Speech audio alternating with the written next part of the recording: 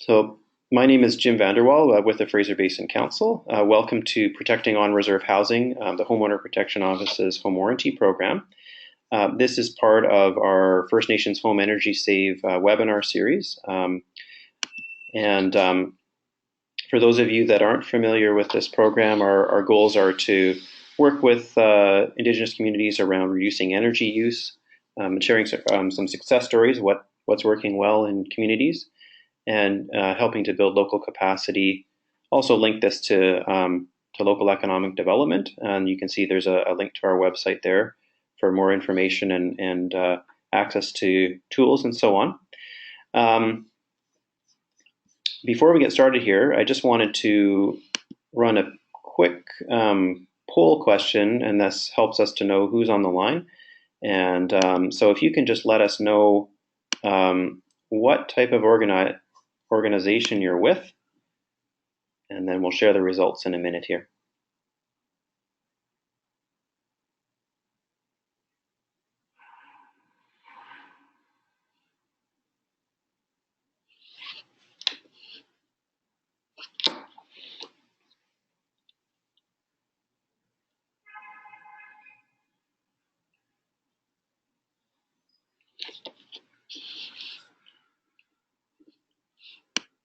Okay, so as you can see, we've got lots of folks from First Nations administration, as well as some consultants, and also those from various levels of government, local, regional, and I would probably say provincial and federal as well in that category.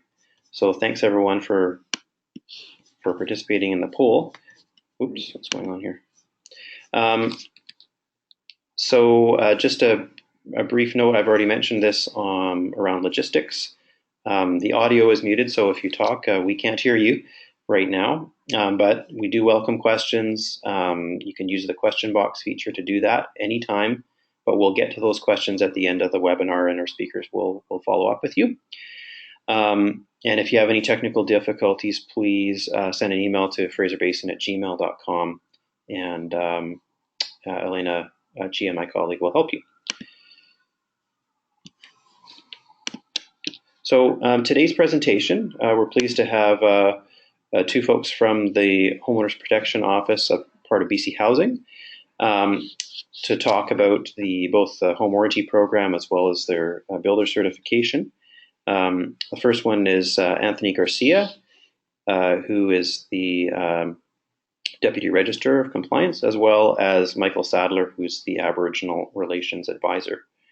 So I'm going to just switch the presentations over here and pass it over to them. I think first to Michael to give some introductory remarks, and then to Anthony to get into the presentation. Good morning, everyone. My name is Michael Sadler, and I am the Aboriginal Relations Advisor at BC Housing, like Jim had mentioned. I've been in the role for about 8 months now. It's a newly created role at BC Housing, and one of the main things that I'm working on is how BC Housing might work on reserve, and one of those ways that we may do that is by looking at the home warranty program and working with the Homeowner Protection Office and Anthony to start taking a look at how we might work with First Nations to try and build better homes. That's really the bottom line. And through some of the programs and services that HPO offers, we feel that we might be able to do that. Just want to acknowledge that we're here in traditional Ontario, the Coast Salish peoples, in downtown Vancouver, and looking forward to the presentation, and more important, looking forward to hearing some of the questions that people might have related to this topic.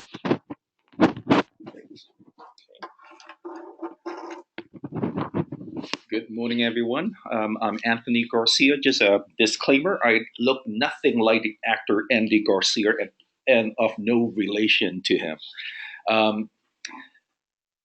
Just a little brief history of myself.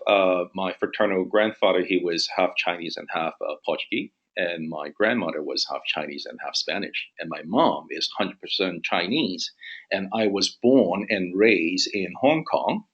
I came to Canada when I was just before I turned 13, And since I arrived in Canada during my childhood, uh, yeah, us in a family of four, we all lived in an illegal basement until I turned 16. And during those years, I could tell you that living in an illegal basement under substandard condition was no fun. In fact, we didn't have a proper kitchen. Our kitchen was just a stove in a laundry room with one of those old concrete laundry tub, and the counter space was just a piece of plywood that we threw over top to prepare our meal. Um, and now looking back, I'm so glad that we didn't have any incident at that home because if a fire broke out in those days, now knowing what I know, would be highly unlikely for us to survive one of those fire incidents because there was no fire escape. Um, by age 15, I was already 6'2", and the ceiling was no higher than 6'6". And I learned to, move my head and just to avoid some of the light fixture. And I can say that those life experiences, that's what propelled me to learn about building, to become a journeyman carpenter, and got into the home construction industry, learning how to build things properly and understanding the importance of a properly functioning, well-built home. And I actually got my first job as a painter when I was in high school. And then I eventually started working as a laborer in a construction site during college. And, and then later went to BCIT and just to fill all those knowledge gaps. And by 95, I was successful in challenging both the TQ and the IP in discipline of carpentry. Then I moved on to project management, construction management, and in 2001, I joined the Homeowner Protection Office. And nearly 15 years later, here I am. And today, I just want to talk to you about the BC's home warranty program.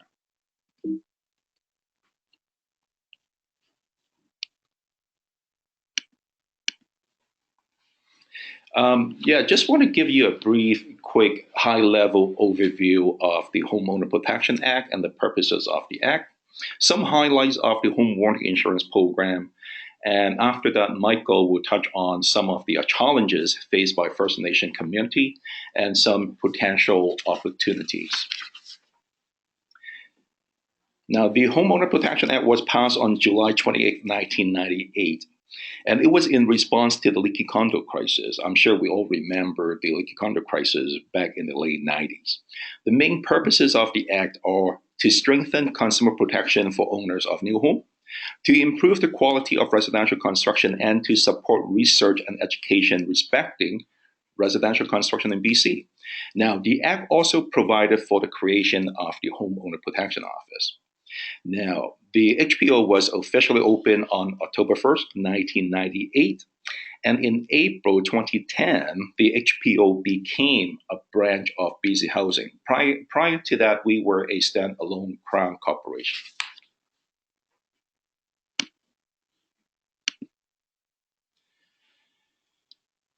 Now, we have a number of key responsibilities, one of which is licensing of residential builders.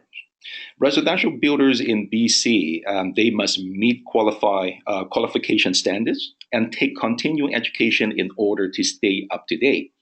Now, we also ensure that all homes that are required to have home warranty insurance in BC are in fact covered by home warranty insurance and monitor how the system works. Now, we also have a research and education branch that conducts research and provides educations and information for both builders and homeowners on best construction practices and post-construction maintenance and upkeep. Now, it is important to note that the HPO's role is as regulator not warranty providers. We don't provide the actual warranty policy. The actual warranty policy are provided by the approved insurance company. But we do see the possible value to First Nation community to adapting parts of the program on a voluntary basis. Now, what is home warranty insurance? Home warranty insurance covers construction defect due to negligence of the builder or a person or company working for that builder, and nothing else. It is covering construction defect. Now, the minimum standard of coverage for new homes is shown by the local 2, 5, 10-year warranty. Now, all new homes built by a residential builder are required to have this 2, 5, 10 minimum standard of coverage. And the warranty policy, they are provided through the builder by an approved and regulated insurance company. Now, the insurance policy stays with the home, not with the homeowner, and there are no annual premiums. Now, right now, it is the strongest construction defect insurance coverage in Canada.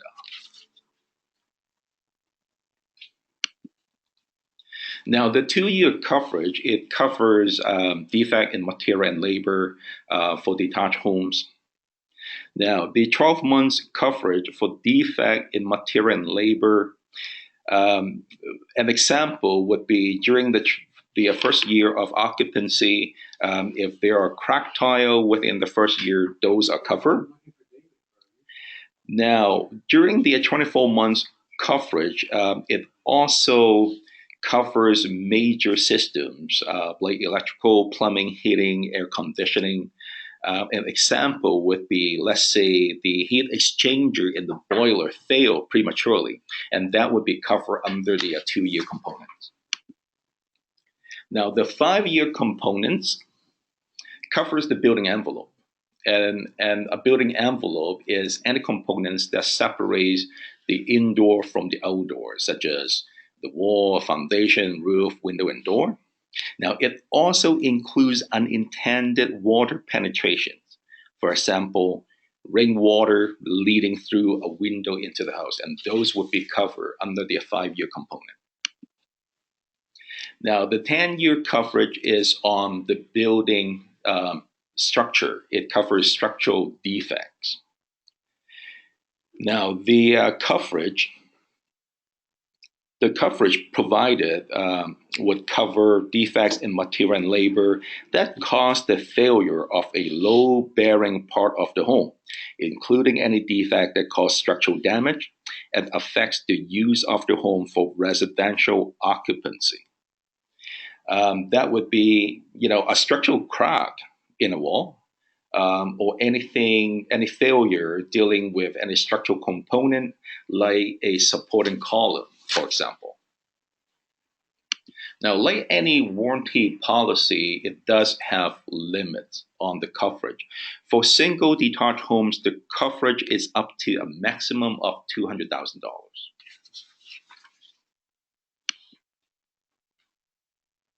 Now, during the warranty period, it is important for the policyholder to read the policy thoroughly, make note of what's covered, the expiry dates, and also your responsibility. It is important to understand the extent and limitations of your warranty coverage. And also note that certain aspects of a new home may not be covered by the policy, like normal wear and tear, normal shrinkage of material from construction, defect arising from the use of the home for non-residential purposes, damages from insects or rodents, acts of nature. Those are not considered defect. Now, any material or labor supplied by someone other than the builder, those would be excluded from the coverage as well. Now, the following is a key point. Failure of an owner to prevent or minimize damage, or failure to carry out proper maintenance, may also be excluded from coverage. So later on, I will focus on the importance of maintenance, maintenance, and maintenance. So basically, anything that is not the fault of the builder would not be covered by the 20510 policy. Now, what is a defect? Defects are damages resulting from design, materials, and labor that are contrary to the building code. Okay, or damages that require repair or replacement due to the negligence of the builder or a person or a company working for that builder. So in short, any non-conformity with BC building code is considered a warranty defect. So that's why any new home registered under the program, the builder responsible for the home has a vested interest to ensure that the home is built to the bare minimum of the building code requirement. Now, of course, the warranty company, they also conduct their own inspection, and in some area, their standard are above what the building code requires. Bear in mind, the building code is really the bare minimum standard of how a home should be built or how a home should perform. Now, when you have a defect, of course, the next logical step when a home is covered with policy is to make that claim. Now, there are 2 points I would like to point out. One, the claim must be within the expiry date of that coverage component. And second, it has to be in writing. It can be by emails or in the form of a letter to the warranty company, not just to the builder. If you wish to forward those to the builder, is fine, but make sure that the warranty company is also copy on that. Now, before each expiry date, inspect your home to identify any problem. If you need to make a claim for defect not otherwise taken care of by your builder, be sure to send detail in writing to your warranty provider. Okay, again, not just to the builder, to the warranty providers, because you want the warranty company to realize of a claim before the expiry date. Now, so basically the 2-5-10, it speaks the 2-year component, the 5-year component, and the 10-year components. Now, the 2-year component expires at the end of the 2-year period. The 5-year component expires at the end of the 5-year period, and the 10-year component expires at the end of the 10-year period from the warranty commencement date. That's why it is critical for a policyholder to have a copy of that policy, because that policy will outline all the expiry date. Now, maintenance. Now, make sure you obtain a copy of the home warranty insurance policy as well as a maintenance manual from the builder or the warranty providers. Now, the policy has the expiry date on each of the 3 warranty components. The manual provides information on the care and maintenance of the new homes. Now, if a manual has been provided and you don't perform the maintenance as outlined, the warranty provider may deny your claim. So you really want to make sure that you protect your warranty insurance right by following the required maintenance.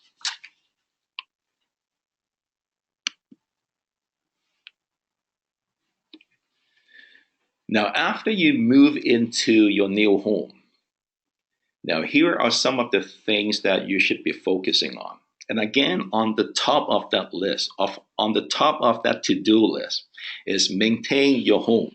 Okay, you need to protect your home warranty insurance right. If you receive a maintenance manual from the builder or the warranty provider, use it. Okay, problem caused by improper maintenance are not covered. I can give you an example. Let's say there's an deck. The overflow drain is plugged with leaves. You don't maintain the proper maintenance. Water builds up and backs into the house, causing damage.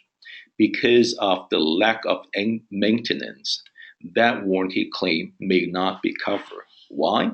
Because it wasn't a construction defect. It wasn't a defect caused by the builder it was an incident caused by lack of maintenance.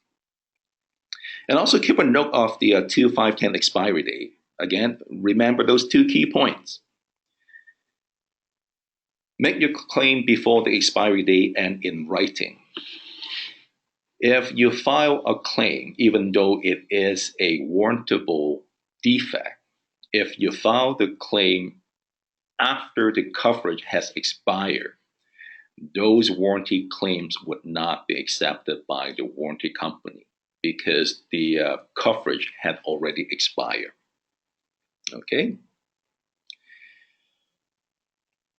Now, if you do need to make a claim, and again, make sure you get it into the warranty provider. Don't just send it to your builder because the builder may hold on to that information because of just scheduling conflict, not able to rectify the deficiency, and then the coverage expired. So you want to notify the warranty provider, and if you wish, CC that to the builder.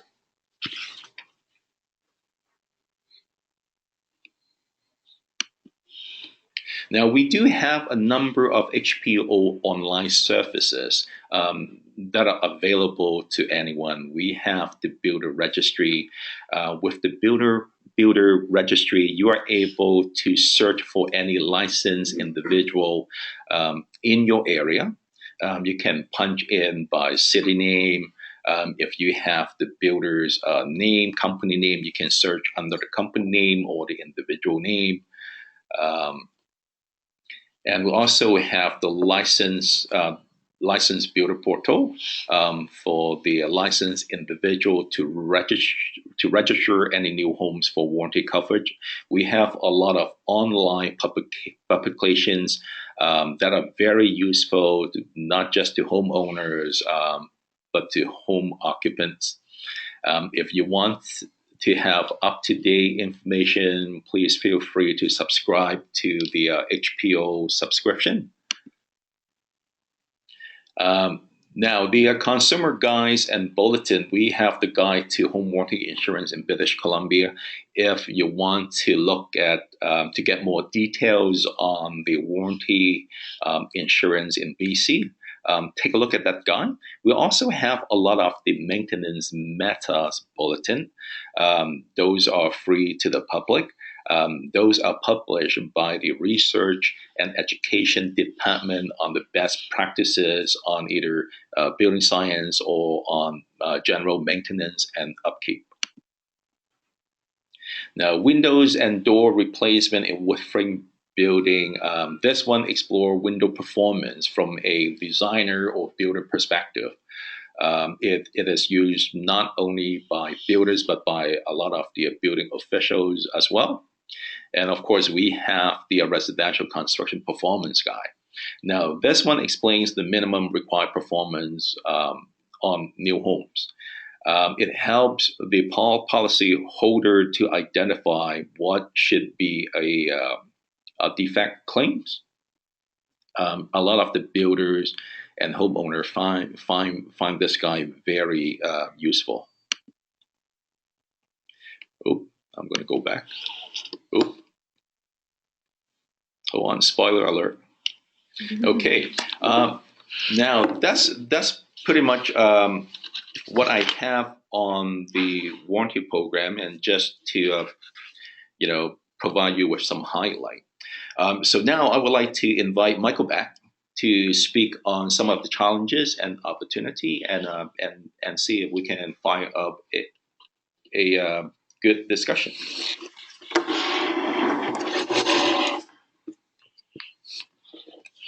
Thanks, Anthony. Well, there's quite a few challenges. I mean, the first one is that for the most part, the program is a provincial program, and for on-reserve First Nations, as most people know, that's a federal jurisdiction, and there isn't a requirement there for us to have to use the BC Building Code on reserve. Now, that doesn't mean that some First Nations have not gone and done that already, because we are aware of some that have, and also some that use certified builders and do a procurement process, so on and so forth. But I think that's one of the things that Anthony and I would like to kind of work towards, because we know that the housing on reserve is quite a challenge in terms of funding. We all know that the funding aspect, especially in British Columbia, which is quite a bit different than the rest of Canada. So the first one, or the first bullet there, talks about the provincial legislation and it doesn't apply to non-treaty First Nations. So, for example, the First Nations who have signed treaties, they can enact it and have to follow the BC Building Code. Um, Obviously, for some of the more remote and isolated First Nations communities, access to qualified builders in some of our communities can be difficult.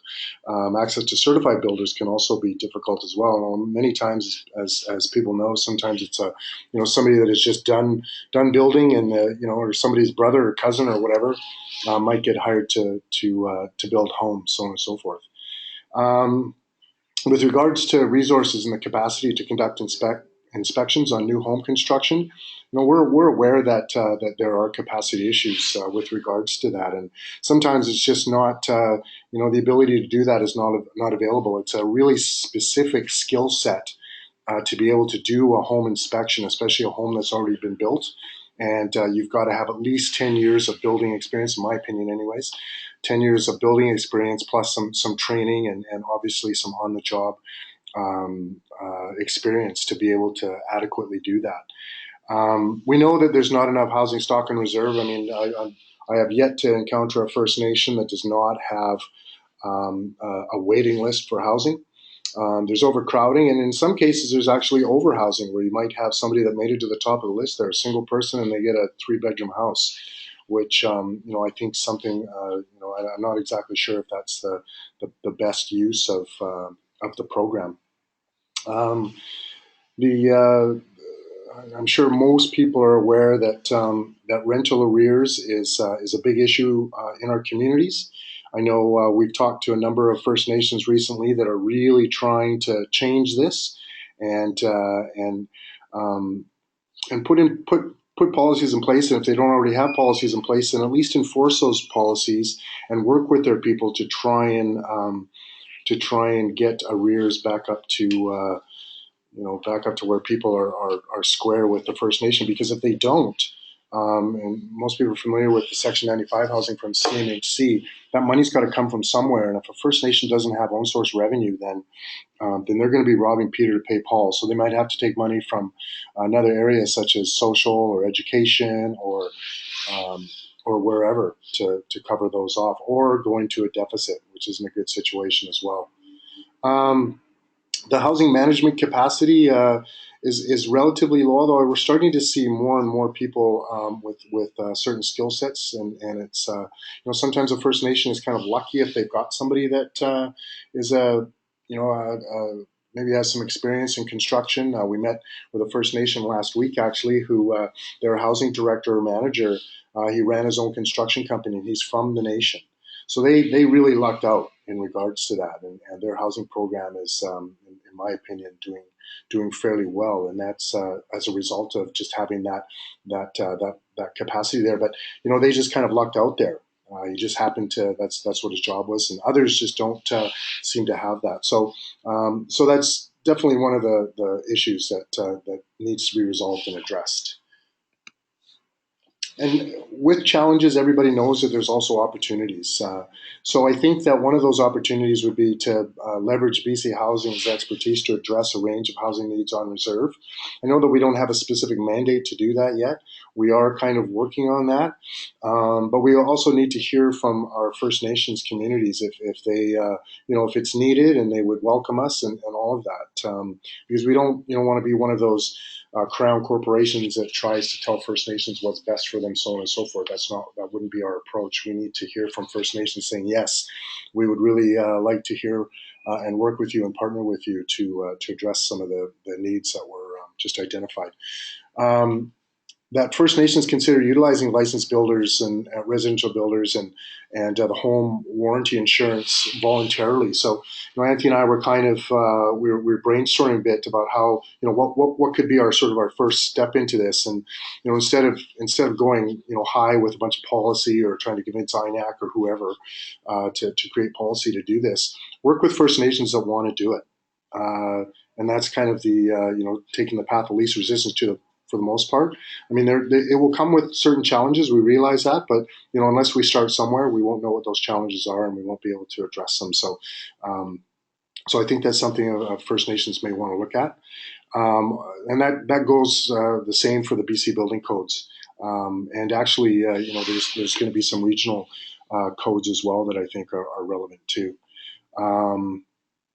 One of the things that for sure is can be an issue is using a procurement process and a 3-bid process. And off reserve, that's kind of a must-have. You've got to have a competitive bid. It doesn't always just go to the lowest bidder. That doesn't necessarily mean that you're going to get the best house built. So we would encourage our communities to start implementing a procurement process that works for them.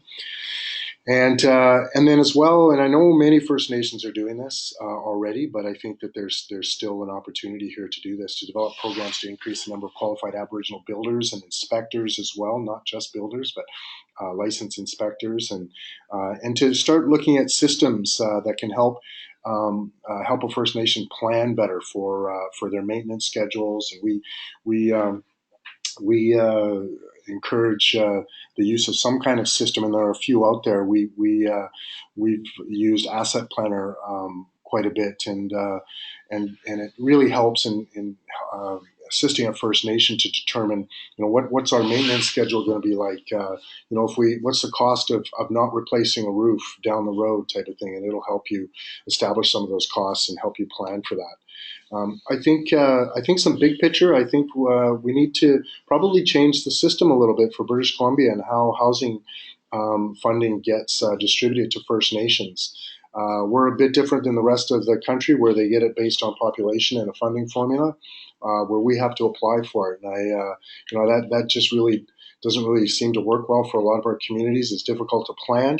They don't know if they're actually going to get funding in a certain year, so on and so forth. So I think at the higher levels, we would probably take a look at trying to change that as well. But obviously, we can't, we can't save the world, and we can't do all of these things without creating partnerships as well. And that's another thing that we're endeavoring to do. We need to create effective working relationships with all levels of government and our communities as well. Organizations like the Fraser Basin Council, which we've already started with, and then try and come up with some workable solutions with our communities.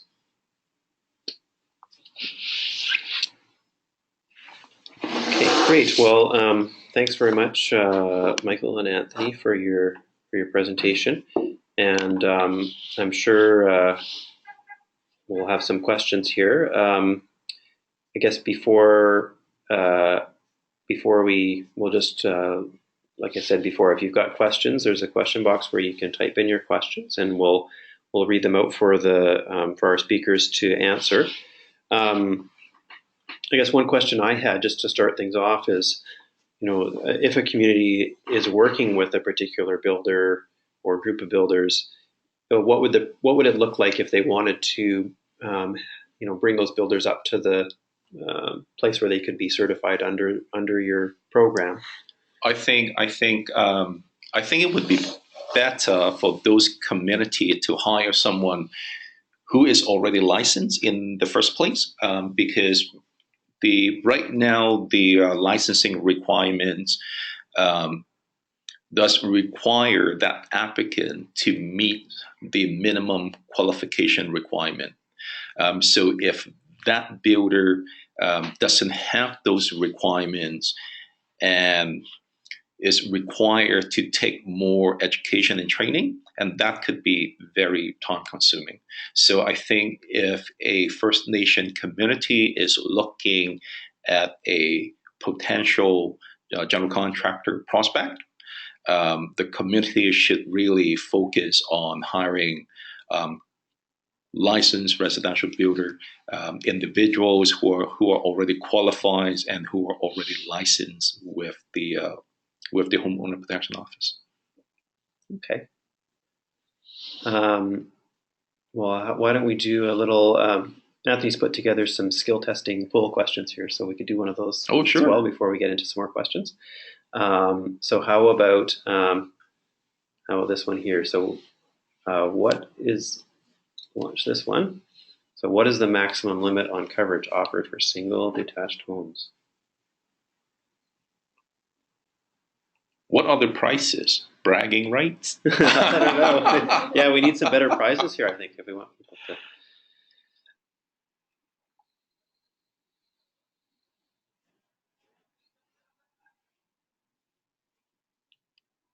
Well, it looks like everyone was paying attention. So 100%. That's the right perfect. answer, is it not? Yeah, okay. There we go. Good job. Well done. I'll just put up the, make sure that this contact information is up for those who might want to follow up with Anthony or Michael. Now, you also mentioned before that the Homeowners Protection Office doesn't actually provide the warranty coverage, but it's done by private companies. That's correct. For communities that haven't used this in the past, do you have a sense of what it might cost for a typical home? Now, a typical home in the Lower Mainland, let's say on a standard lot, and I cannot really use the sale prices because right now the sale prices are a little bit off kilter. Mm-hmm. But let's say a home that is around $500,000, $500,000 construction cost. The warranty cost would be in the area of anywhere between $1,500 to $2,500.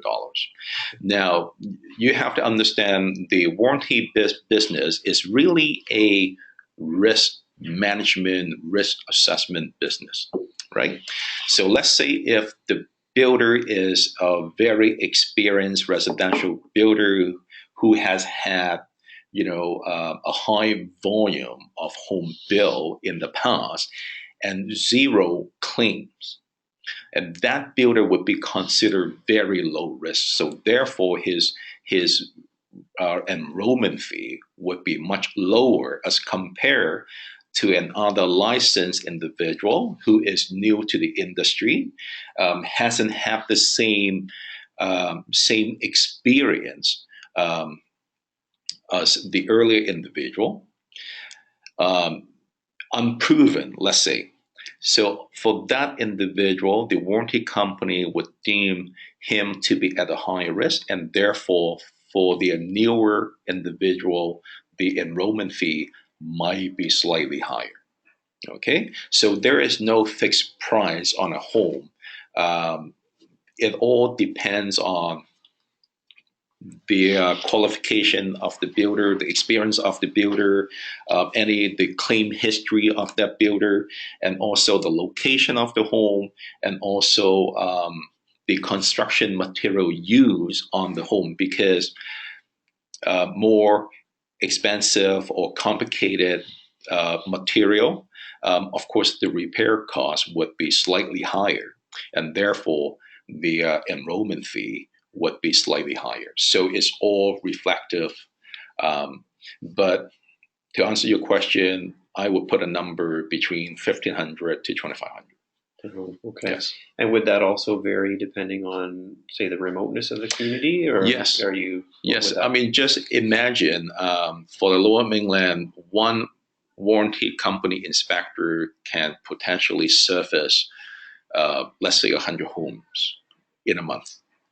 But in remote area, it might take that inspector just one day to inspect one home because of the traveling. Mm-hmm. And it may also involve additional transportation costs, accommodation costs.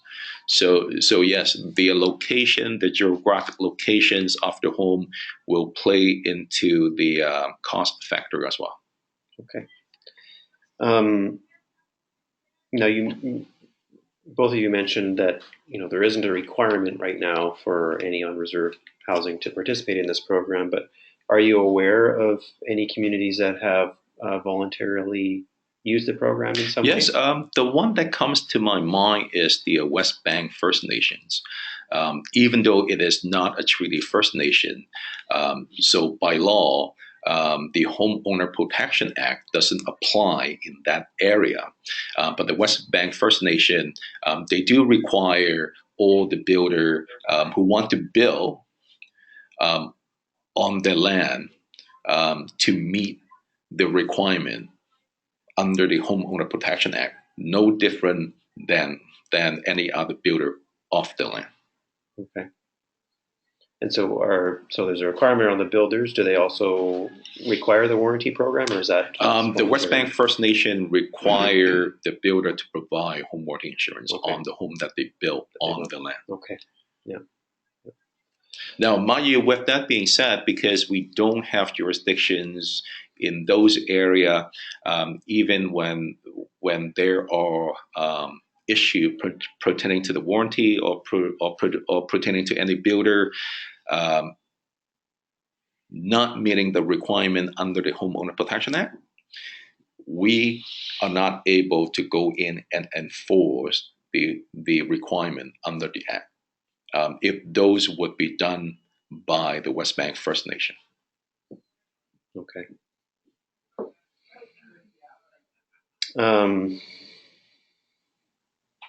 Well, let's see if there's any questions here. Otherwise, if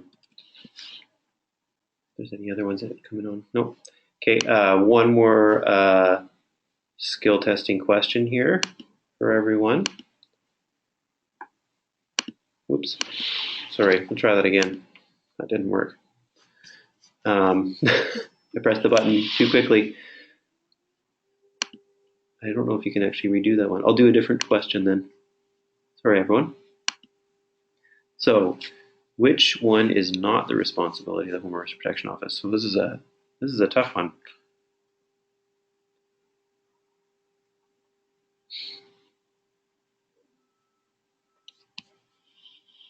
I should provide some background music. Dum, dum, dum, dum, dum, dum,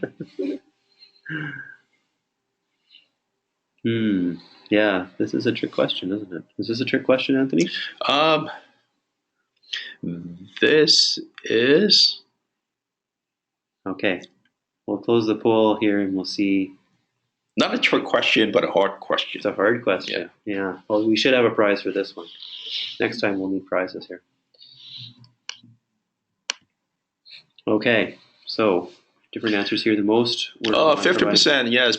Providing home warranty insurance on new home, that is not the responsibility of the Homeowner Protection Office. We only monitor the warranty insurance program.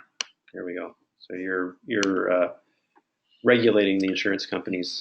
We don't regulate the insurance company. The insurance company are actually regulated by FICOM. Okay. But we monitor the performance of the home warranty insurance program. And if we see any systemic deficiency within the program, we would bring it to the attention of FICOM. Okay. I don't know if is there a question here now? Okay, great. A couple of questions from Arif. One, there seems to be a built-in assumption that there is a large and available pool of competent and qualified builders.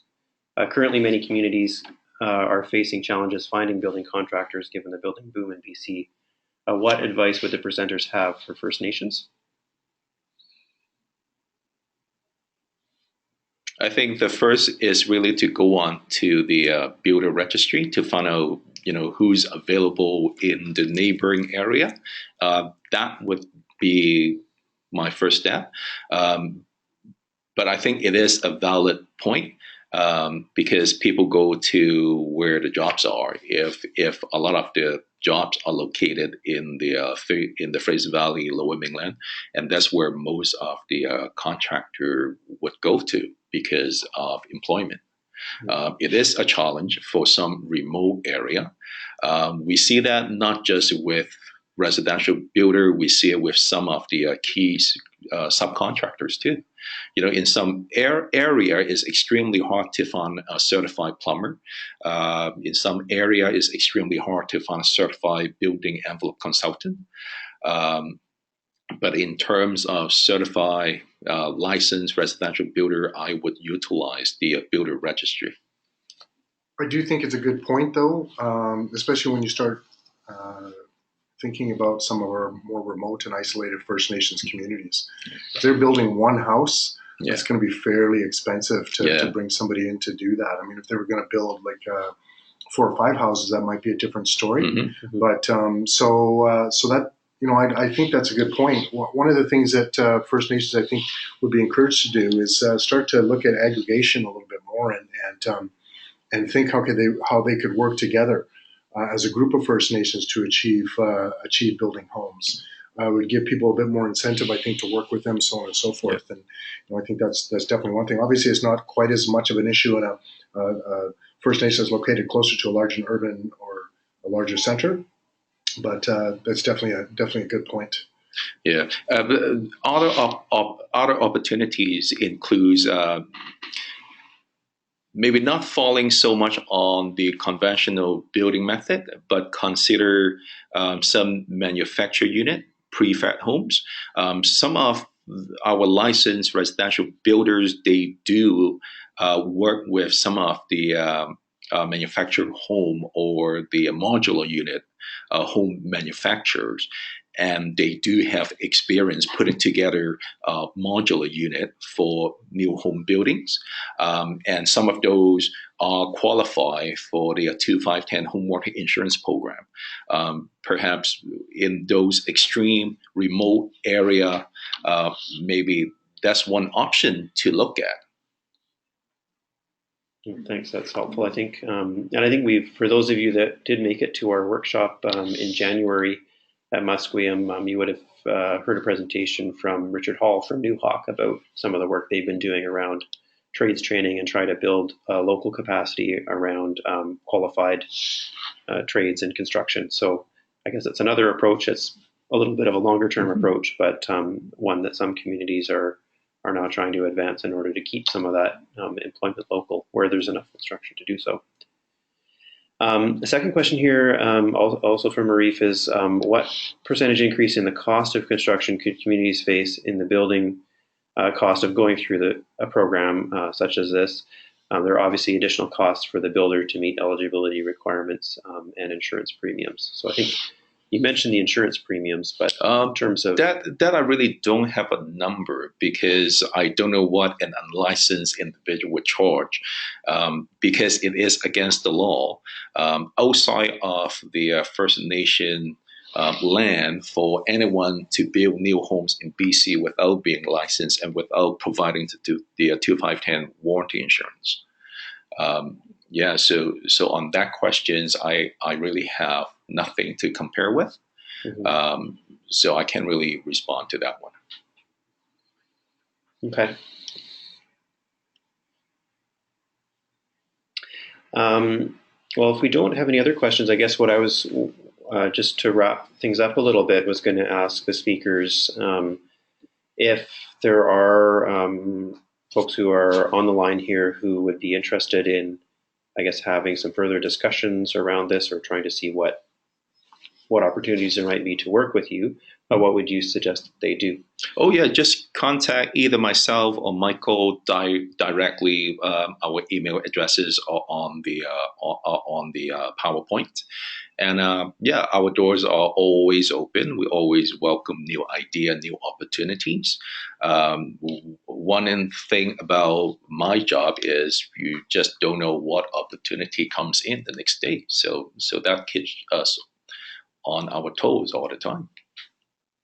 Yeah, and I'd have to agree with that. I mean, I think that change is one of the things that we're working towards, and we because of the situation in our communities and actually off reserve as well, we've got I've been approached by chiefs who are concerned about their ability of their people to move off reserve too, to seek employment opportunities or educational opportunities too. So I think there's going to be some work both on and off reserve related to a First Nations community. So yeah, it's a matter of opportunity and our willingness and our partners' willingness to work with us. Yeah, without saying too much, we are very flexible and adaptable. So I think that is one of our key strengths. Great. Well, I just wanted to say thank you on behalf of Fraser Basin Council. No, thank you so much, Anthony and Michael, for the presentations. We will have these up on our website in the next week or so, as well as a recording. Someone's asked about that. Yes, we will send out a link so that you can view the presentations after, or as well as the recording here. I also wanted to thank our supporters, financial supporters, including the Real Estate Foundation of BC, BC Hydro, BC Ministry of Energy and Mines, Indigenous and Northern Affairs Canada, as well as BC Housing for their support for this and future initiatives. So thanks, everyone, and hope you have a good day. Thank you. Okay. Thank you.